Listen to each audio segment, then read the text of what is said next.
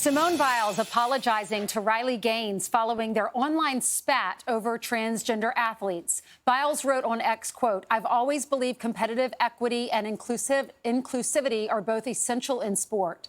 The current system doesn't adequately balance these important principles. It didn't help for me to get personal with Riley, which I apologize for." Here's how Gaines reacted to that apology.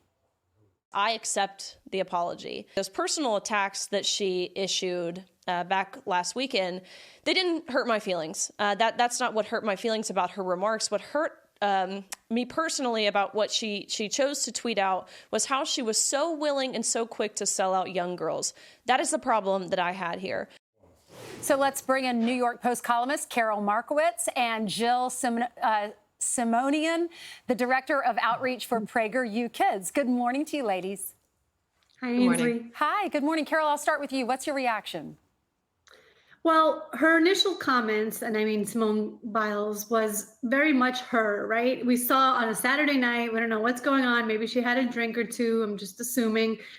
Really vicious body shaming tweet aimed at Riley. But what we had in the apology was very well-crafted PR language where she doesn't apologize directly to Riley. She just says she shouldn't have gotten personal with her. The thing is that Simone is on the wrong side of an 80-20 issue. People have simply had enough of this. They don't want biological boys and girls sports. There's been a vibe shift. You could say that Trump basically won the election on this issue, and people are tired of it. That's it. And the last thing I want to say is that Simone's idea of adding a third category for trans kids to compete in, that used to be considered anti-trans until about 5 minutes ago. That was completely unacceptable. And that idea only exists because of people like Riley Gaines speaking out. Jill, you're a mom. You're a director of outreach for PragerU Kids. What do you think? Well, here's the thing. As a mom, I just want to say, everybody deserves dignity and respect, especially when we're talking about kids, right? I think as mothers, we can all agree on that. I'm really happy to see this online reconciliation, if you will. But the bottom line is that you cannot build life skills, merit, competitiveness on lies. And what's happened is that too many parents, too many educators right now we've seen have been just, for lack of a better word, brainwashed with lies. There's truth and there are lies. And women, young women, should not be competing against boys. And until we start raising our children and educating our kids across this nation to understand what truth and lies truly are, you can't have a system of, you can't have competition. You can't build competition on lies.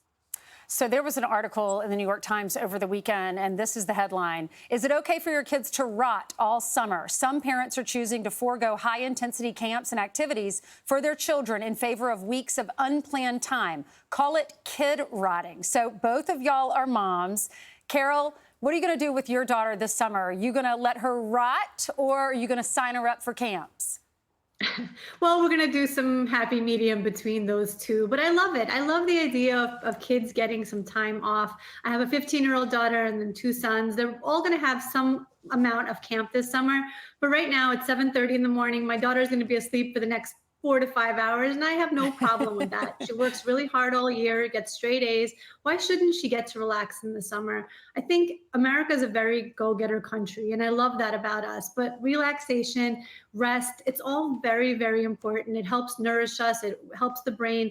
We need it, and kids need it too. Jill? Yeah, this isn't rot. Whoever coined this term rot, it's actually the opposite of rot when you allow your kids the freedom. I'm not going to say laziness. And I'm a big believer in merit, by the way. I'm not going to say laziness, but you got to allow your kids to be bored a little bit. The science shows us that kids who are bored are inevitably better leaders, have more creativity. They develop the life skills. They develop the self-starter skills that they need to be able to achieve and go far in life. I mean, at PragerU Kids, we just had this book launch, Trailblazers of America, talking about the grit, the courage, the risk-taking skills that built this country. And the way that kids can develop that is to allow them to be self-starters, to let them lead themselves and to have that space to do that. And as parents, we nudge them along, but there's no such thing as rot. This isn't rotting, this is growing. Yeah, I've found that when we overprogram our kids, we're overprogrammed too, because we have to get them there. Yeah. We have to pick them up. So sometimes it's nice to rest during the summer. Maybe a happy medium. I like what you said, Carol. Thank you so much, Jill. Great job. We appreciate both of you.